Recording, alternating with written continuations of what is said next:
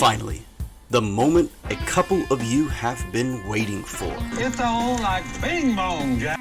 Coming to you from an undisclosed location in Duval and St. Johns County. The show for Jag fans by Jag fans. You can't have a newcomer come in and steal the show. Here are your hosts, Franklin and Michael how you say it? DeZoba. Welcome to the Jaggernaut Podcast. What's up, fellow Jackson villains? We're back at you, Jaggernaut Podcast. I'm Frank. That handsome fellow over there is Michael. And Duval. Might as well start them off. Yeah, right? get the Duval out. We forgot it. I was going to jump right over that. Let's discuss the Falcons game, the much needed win. What do you got for me? What say you? What did you see? What jumped off the page at you? For me, I saw still a struggling offensive line that had issues opening up holes. I saw Trevor Lawrence miss some throws maybe he should have made. Maybe he was under duress. Maybe. I saw a defense, however, that really totally shut Atlanta down. Yep, they had some runs. And that's my next point. Mr. Walker, every long Bijan run came on Mr. Walker's hole. He is supposed to protect that side. He is supposed to set the edge. Instead, he rushed upfield. Rushing upfield on a run play will open up a hole where you should be. And so they gashed us. Yeah, and that's, and I don't think we bashed Trayvon last week, so I don't really want to do it, but I'm just shocked. It's like, when does the good football player come? Like, when do we see it? When do we see him put it together? So I'm gonna defend him in this respect. All good football players have bad games, bad stretches, bad whatever. But I will say that what happens is people make the assumption, and will say that, well, Trayvon, he needs to develop his pass rush moves, but he's great against the run. As if it's a given. And I don't know that he is great against the run. He's strong.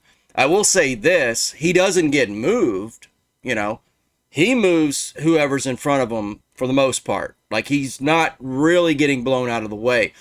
But that being said, he does have the issue of not being the most aware. So he's engaged and somebody goes around him. Or like you said, he's pushing one direction and the running back's going where he used to be, and he's pretty late sometimes recognizing that and making and filling that gap responsibility. So I don't know. I mean, like I said, I don't want to bash Trayvon. He's still a young player. I mean, I don't know. I think I said he was a bust last week, and I'm not going to change my mind on that. The defense showed up. I don't want it to be true. That was good. I mean, honestly, the offense did enough with the way our defensive played to win. But outside of Benji Robinson, for probably 3/4 or almost most of the whole game, Atlanta's offense looked stagnant. I mean, it did not look good. Right. So, to me, it was just not a very good team coming in here or coming to London versus the Jags, who probably were that a year or 2 years ago. So. Yeah, and I think that the word on the Falcons is they're actually a pretty tough team. It's not what they lack. They lack some tools. They lack certain things that, I think if they get those, they have a pretty decent offensive and defensive line, from what I understand, in regards to how they typically play. So, it's just in that respect, you go, okay, we went up against them decently well at times. Um, it makes me wonder if the London effect also came into this a little bit. In other words, were they whatever level you feel like the Falcons are in relative terms to a typical NFL team, average, below average, slightly above average, whatever it is, were they downgraded because they were playing in London with some, maybe jet lag, or, I guess they say the Jags are better at preparing the players for that. So I don't know, but it certainly could be possible that, what we saw in regards to that, us being that much better than them, maybe isn't quite this, we aren't as that much better than them, and they were sort of having a bad game. Just like I think that the Texans aren't that much better than us at the, and I can't even say we're better than the Texans because they destroyed us, so it's any given Sunday kind of thing. You always have to keep that in mind. So, And that's true. One thing I did like that I finally started to see, or that Trevor did a little bit more, was he actually ran a lot more. yeah, I was happy to see that. Dude, get the first down and get on the ground. First down, get on the ground. First down, get on the ground. If you got it, take it. absolutely. And there were several times where he took it, and I was happy with that, because that just keeps drives alive. When you can't run, when your offense isn't opening holes for your running back, a running quarterback can be the difference, because the defensive line is like, oh, we stopped their run. Now we can just pin our ears back and go straight to the quarterback. Well, when they do that, it opens up run lanes for the quarterback. Right. So I was happy to see that. He missed some throws. He missed Christian Kirk in the end zone because he didn't stay on him long enough.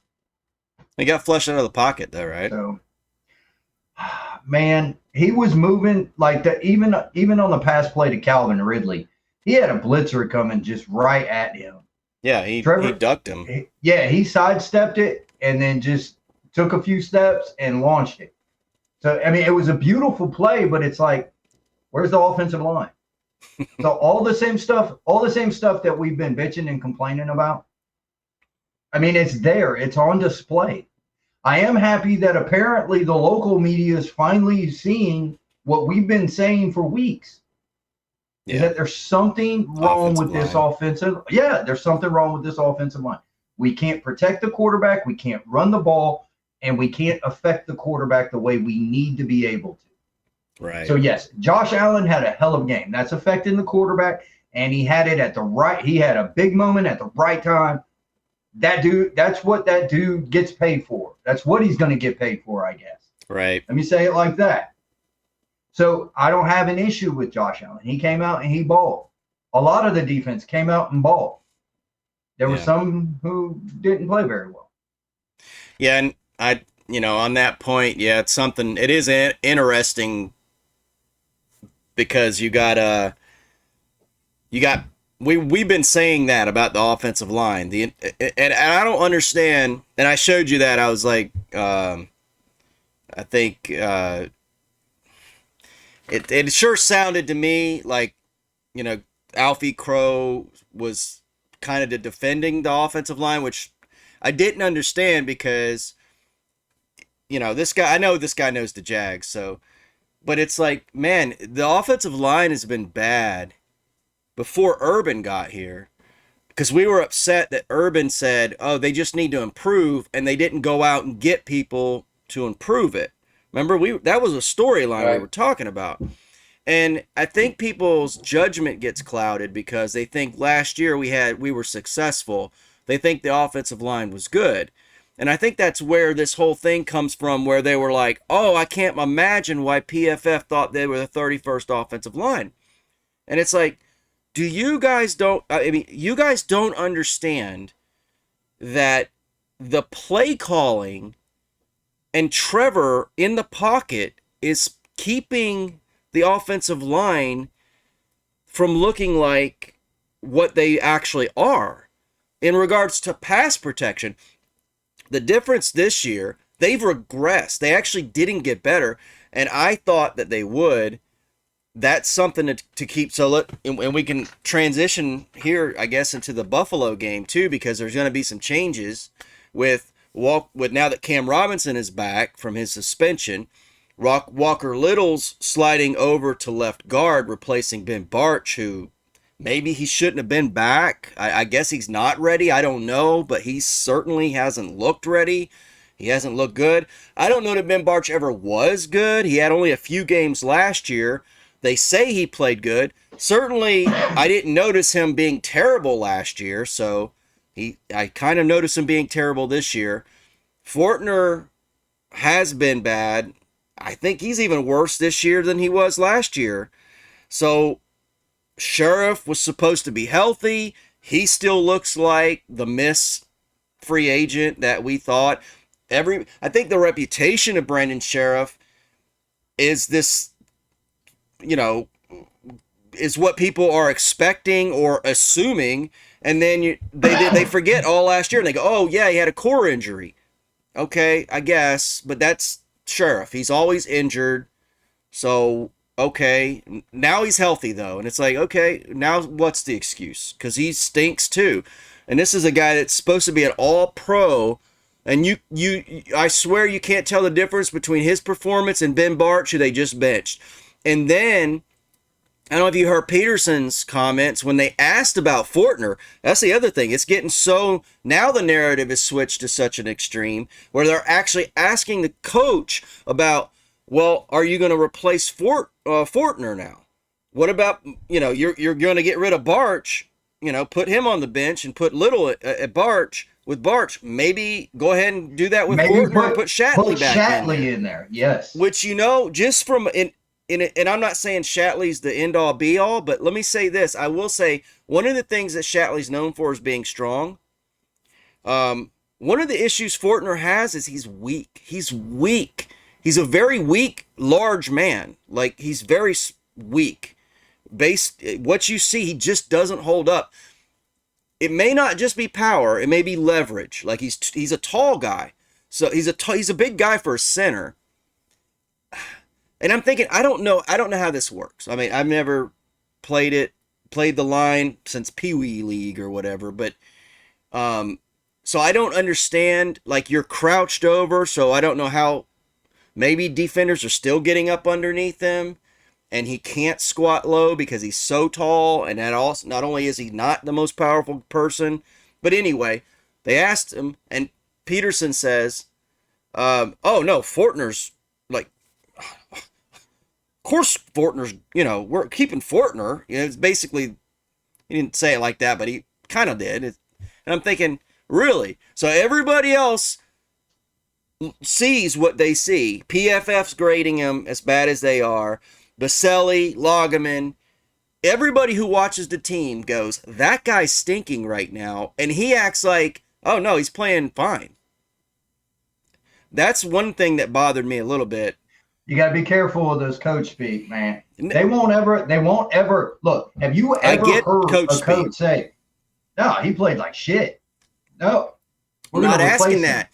I get that. And somebody came at me in a comment section. They're like, oh, the coach, a couple people did. Coach speak. It's like, oh, I understand coach speak.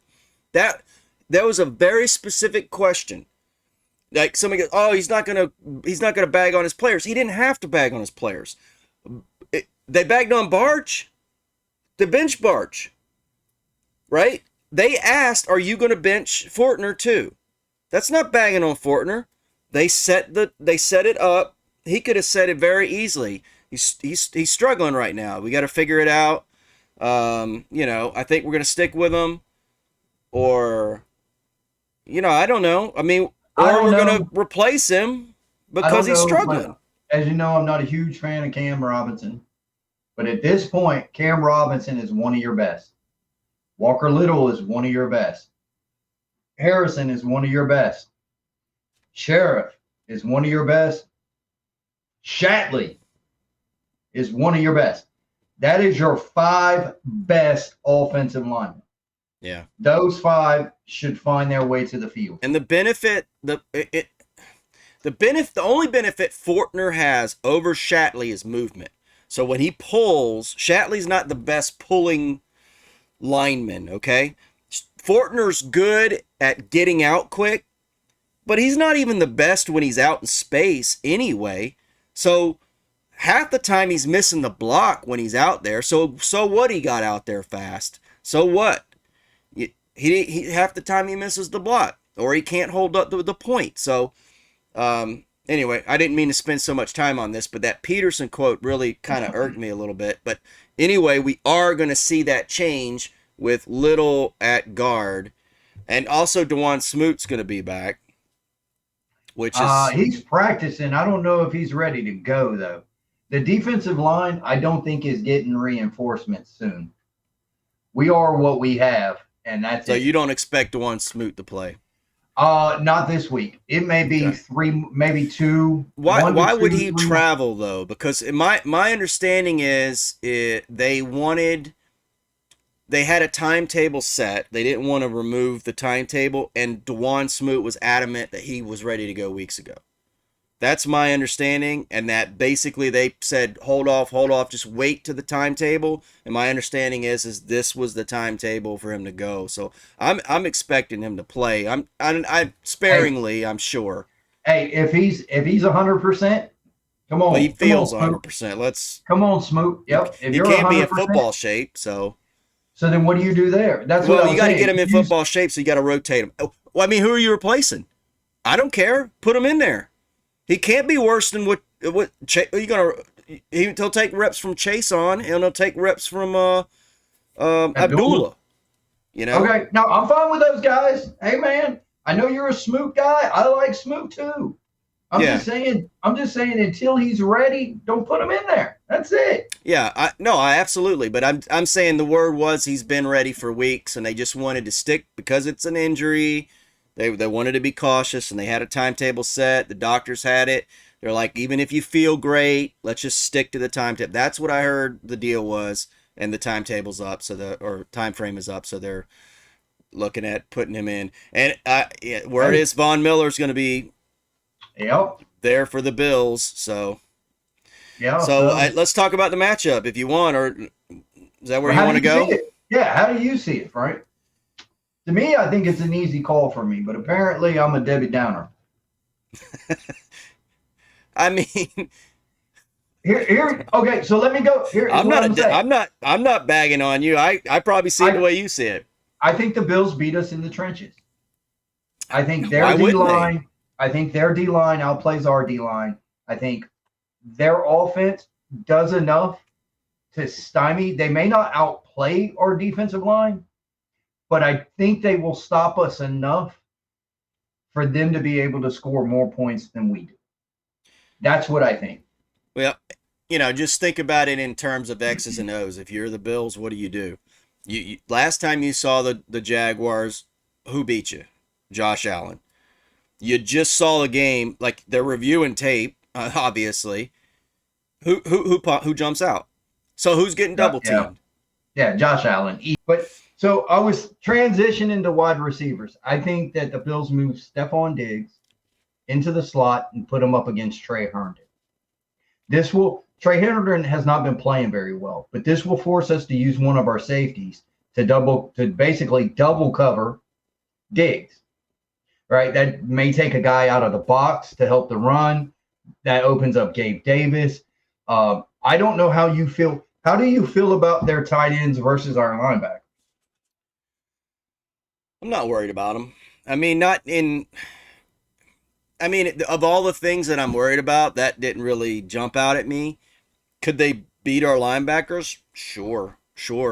That's definitely possible, but I think if they do, it's because it's a good scheme, or they're focused too much on Diggs, like what you're talking about. Maybe a linebacker gets pulled away covering Diggs and, or not linebacker, a safety gets pulled away covering Diggs when maybe, a tight end might be their responsibility.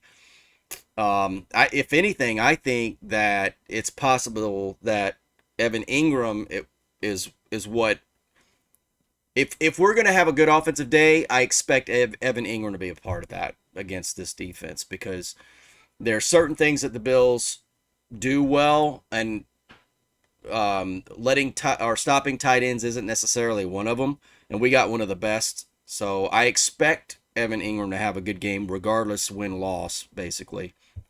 Whether he's going to have a good enough game and whether other people around him are going to have a good enough game to have us win this game, that's the big question for me. So I give us the tight end advantage, honestly. I think Evan Ingram, again, probably Christian Kirk, Zay Jones. He's practicing. Jones is back. Zay Jones is back. Okay, so offensively, we should have Agnew back, right? So offensively, we should be locked and loaded. If our line can give Trevor time, or passing game, yeah, I know, but our passing game can be potent. It hasn't been yet. And this may not be the game. Right. But maybe it is. And you never know. I mean, that's the NFL, right? Any given Sunday. Well, I think the key is what we discussed. Like, maybe moving little inside is enough to cause something.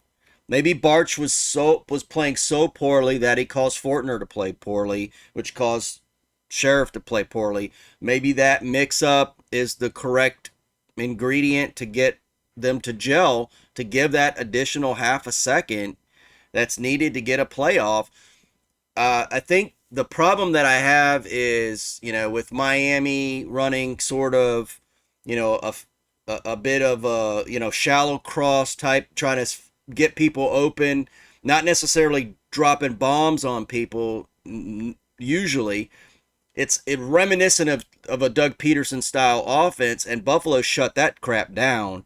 I'm a little worried that that's what we're going to see, that we're going to run our typical offense, which is these smallish pass plays. I get it. Because you got to get the ball out of Trevor's hands quick, because they're not going to block for him. So, but, the Bills are good at that. They're good at stopping that. So, if we can't get those little short plays off, and that is indeed our game plan going in, I think it's going to play right into them, into their defense, into the strength of their defense, and it's going to cause us to be stymied. We obviously are not the greatest starting offense in the world, so it's not like we're going to jump ahead of the Bills. So my expectation going in, and you said you were Debbie Downer, but I think I'm right there with you. I'm expecting the offense to be kind of, I don't expect, like everybody thinks, oh, the offense is due or something. And I hope that's true. I really do hope that's true. But the idea that we're going to be due against one of the best defenses in the league, I mean, I don't know. Maybe the London thing again. It's like, okay, it is the Bills' defense, but it's in London. So maybe there's enough intangible issues there that can actually sway us and boost our offense. And that remains to be seen. X's and O's wise, I don't know. I mean, what if we're not going to run a standard? I just think the Bills' off defense probably plays well against what Doug Peterson does normally and what we've done to others when we've been successful. I'm wondering how are we going to change that with the offensive line, that it's that they don't have confidence that they are. It changes our game plan. That's the biggest problem. So I don't know if you can trust changing the game plan to match their defense, because that would entail holding the ball, which doesn't match up with your offensive line. So it's a bit of it'd be interesting to be a fly on the wall when Press and Doug are preparing the game plan to try to figure out what do they think they can do. Because I don't have a clue. Well, according to Press, we just do what we do well. You That's know, what he said. He said they do what they do well, and then they just mix in some other situational stuff, and then it just matters on the flow of the game. So, so what do they do well? What do we do well? what what we do well is we do motions. We do I mean the word's escaping me now, but Out routes. We not do out routes well. We do well, out short routes out well. routes. Yeah, we do out No, I routes mean well. Trevor's great at out routes. That is true. I mean we do a lot of this stuff back, and I have no problem with that. And we need to add that in there because it gets the defense flowing left and right. We've actually not done as much as that, in my opinion, this year as we did last year. Maybe we need to get back to that. I want to see Trevor under center more because I want to see more standard play action. I don't tend to buy our play action from shotgun as much. I know we like that option look, and I don't care for it. Maybe it's just my bias. I don't know. I really don't think that you're drawing any linebackers up with a play action from shotgun. At least not as much as you are when you got the quarterback's back turned to the defense. And then also bootlegging. I want to see, and you mentioned Trevor running. Well, just generally speaking, the games that Trevor's run more, we've won or been more successful, at least in scoring points. And if we need to score points, which we will against this offense, no matter how good we think our defense may be, they're not going to stop the Buffalo Bills offense and Josh Allen probably, unless it's a redo of the last game, which was just a weird game. So I want to see more standard, maybe almost like I formation, 12 personnel type stuff. I don't know. I want to see Trevor run more. I want to see because I don't like him standing in the pocket. I just don't trust it against this defense. And so it stymies your like what can you do? I want to see screens. I want more screens. I want screens early. I want bootlegs early. I want Trevor to run the ball early. That's what I want. And then once you establish that, maybe you can sit back and call some 5 and 7 step drops, thinking that, okay, maybe the defense isn't quite pinning their ears back. They're half a second late because they are worried about the screen. They want to keep Trevor contained in the pocket. So they're a little bit less hesitant to blow through a hole. And maybe you do get a big shot off. That's my thinking right now, but I don't know. It'd be interesting to see. You know how you beat the Bills? You outscore them. And I don't know that we can. Well, I think that's how you beat everybody, actually. Well, again, the Bills have looked good. They got gollywopped in the week 1. The Chiefs got gollywopped. We lost to the Chiefs. So the Fad 4, the Eagles, the 49ers, the Kansas City, and the Bills, they still look like the creme de la creme. And unfortunately, we're still swimming with the rest of the league. Yeah. Now we're swimming. We're not sinking. We've had sinking years for a long time, so we're swimming. It's a good way to term it. But we're not. We're not where we hoped we would be. Not where we thought we would be. We're not on that upper echelon. Yeah, we thought we were up there, and it could just be a little bit of a lull for some reason. I don't know, and maybe it's the personality of the team. I mean, I know last year, if you think about wasn't the year that Philly won the Super Bowl, it wasn't like they were just dominant team in the regular season. I think they kind of struggled out the gates a little bit. So and maybe it's something to do with Doug. I don't know. Yeah, but we can just look at our history in our past and just say, like, this game, it's not a must-win game. It would be very nice, but it's not a must-win game for us. And because it's a 17-week season, the Jags still have time to sort of work this stuff out.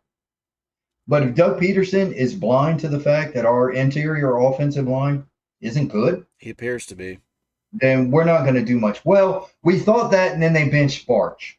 and just Right. said, okay, bring in Shapley, right? So they may end up trying to do something like that, and I'm all for it because what you got doesn't seem to be working. If you can't get a yard, And they can't. yep, They can't. They just can't. there's something wrong. There's something wrong if you can't get a yard, whether it's execution, which is what they like to call it, or whether our offensive line just lacks the physical ability. And that's very well possible. A lot of offensive lines are lacking that ability now. I've noticed. There's only that you tend to think of the Eagles, but a lot of teams are struggling there for whatever reason. The defenses are ahead of the offenses right now. I think scoring's down. The offensive line versus defensive line. I mean, the matchups are favoring the defense most often in most games. So it's not just us. And in fairness to what you said about Peterson, you could say it makes sense to make one change at a time. And as it sits right now, you are basically removing Little, putting him in a different spot, and bringing Cam in. So you're kind of doing two changes. Maybe it's a little too much in his mind to do three changes.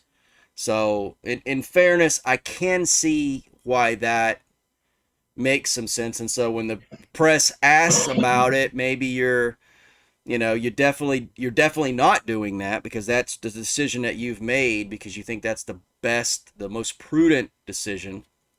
It just sounded an awful lot like he was defending the play on the field by Fortner, which I'm like, I think everybody's in agreement now that we're all seeing the same thing, and that was the only thing that was a little frustrating to me. But yeah, maybe he just got a little carried away with the coach speak. So I don't know. I know Tre'Davious White unfortunately got injured. Was it Achilles? ACL. Okay. And he was just coming back from an ACL, and I don't know if it was the same one, and I hope not. I don't wish ill I don't will know on that does it any matter. players. I don't know. Maybe it does. Maybe the other's better. I don't. Well, And I don't know. I want to tear the same one twice. and that may make you as an offensive coordinator go, we need to take advantage of that. We need to get Ridley on whoever the backup is, and we just got to hold the. We got to hope the ball. Frank, they do have a cornerback from the University of Florida. Yeah. He might be right for the pickings. Elam? Take advantage of him. If he plays like any of the other Florida guys we've had, dude can't ball. Yeah, that's true. University of Florida doesn't make the NFL football players very often, it appears. Well, not for the Jags, anyhow. Not for a lot of teams. I mean, the Pouncey brothers, a few linebackers, not much. Anyway, hey, thank you guys for joining us. I think this one was a short one tonight, Yeah, was short. All right, cool. All I'll right, let you out early. Hey, there's hope. Any given Sunday's hope. It's a good omen. That's the best I got. All right, well, maybe give them a Duval. Sure. Duval! All right, till next time. Hopefully we'll be coming back off of a successful 2-win London trip and we can discuss the win over the Bills. And let's get some fish and chips.